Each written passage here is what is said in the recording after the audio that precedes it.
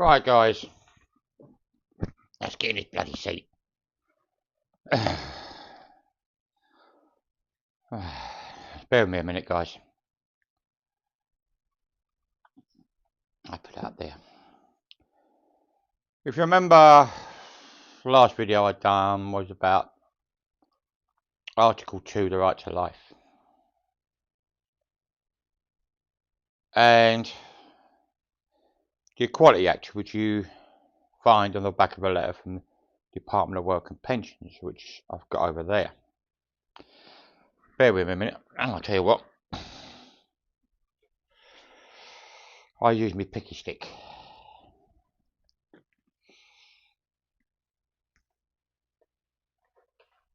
It's not that one.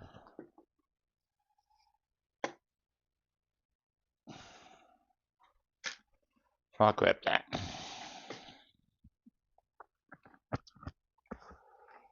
Because I got a letter that my PIP was 184.30 weekly. It's now gone up to 187.45, so about £3. So the bit I'm looking for, yeah, it's right here.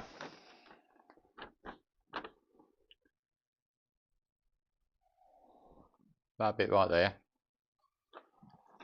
which we all know Department of Work and Pensions and the government totally ignore.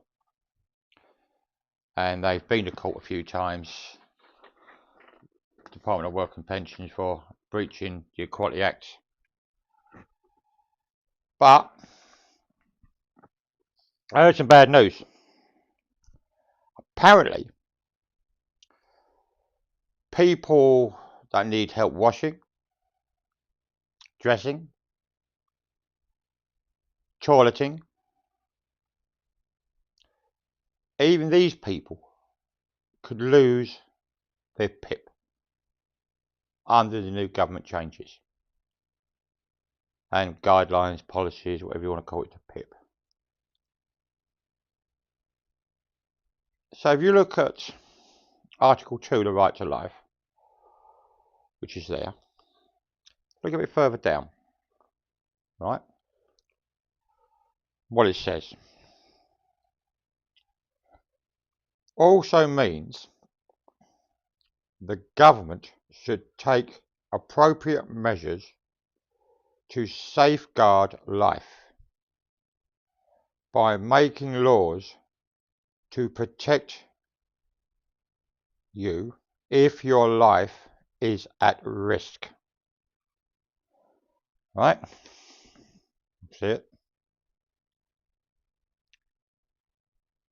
Right, because I've zoomed in on that particular paragraph on the Article 2, the right to life.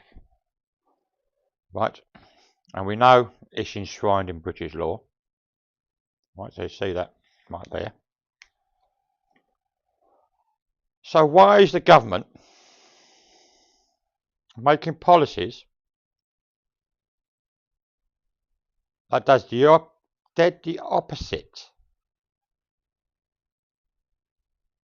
to what that says? I'll read it again.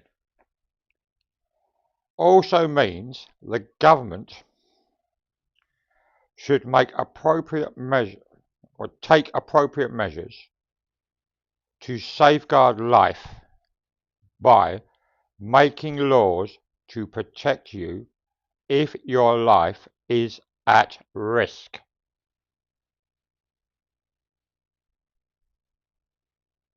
That's in Article 2, the right to life, which is enshrined in British law.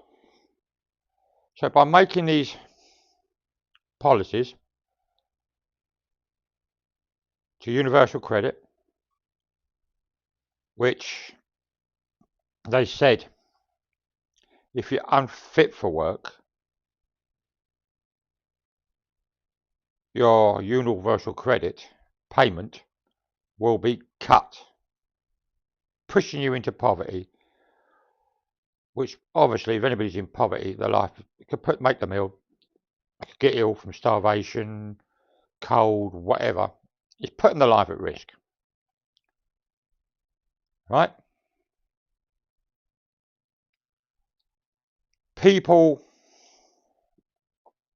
on PIP that have carers need that extra support.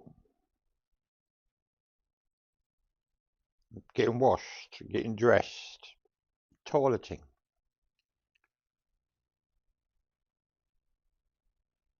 They lose that. PIP that helps pay for that. That is also putting their life at risk. We know the DWP has a history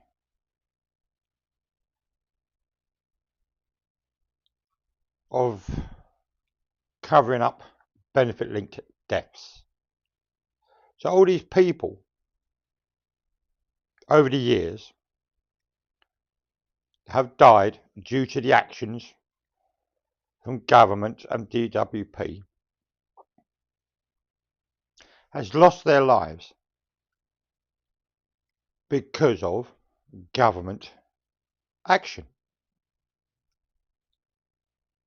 or government policies, which is basically government action.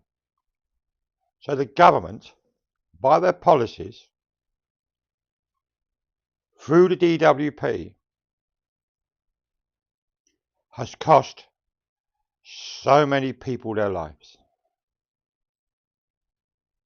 But Article 2, the right to life, or shall we reiterate this part of Article 2,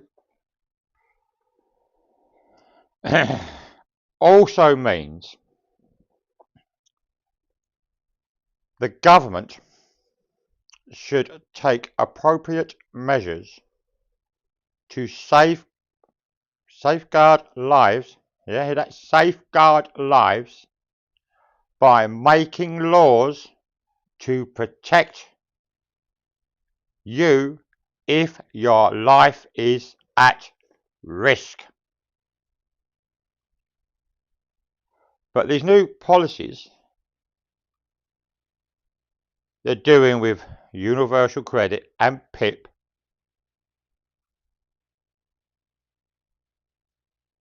is contradictory. Because they are putting your life at risk.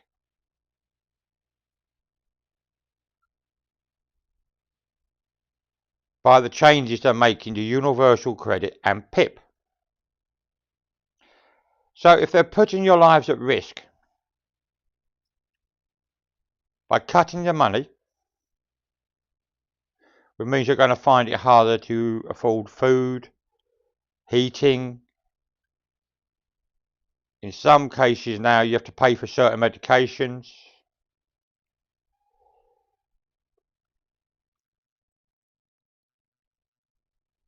Aren't they breaching your Article 2 rights by putting your life at risk when the policy clearly states, Article 2 clearly states, that the government is to take appropriate measures to safeguard you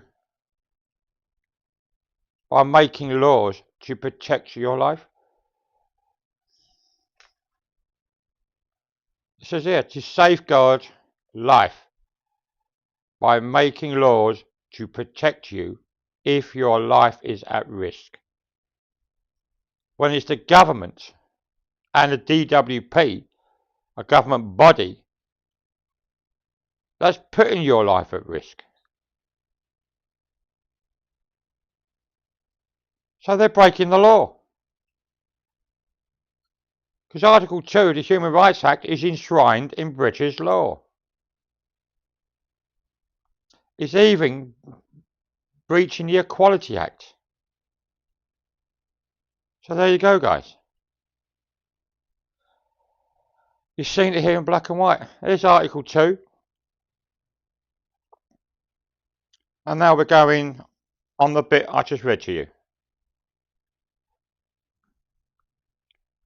Where the government is supposed to take appropriate measures to safeguard life by making laws to protect you if your life is at risk, when it's the government themselves and the DWP that's putting your life at risk with these welfare cuts. And all these people, disabled people, that could lose their carers, their mobility aids, and all the things that make it possible for them to live as normal life as possible. How many more benefit-linked deaths is this going to cause? How many lives and people are going to lose their lives because their Article 2 rights, the right to life, has been breached because of the government? They're supposed to safeguard lives and make laws to protect lives according to Article 2 of the Human Rights Act. Just makes you laugh, doesn't it? Catch you later, guys.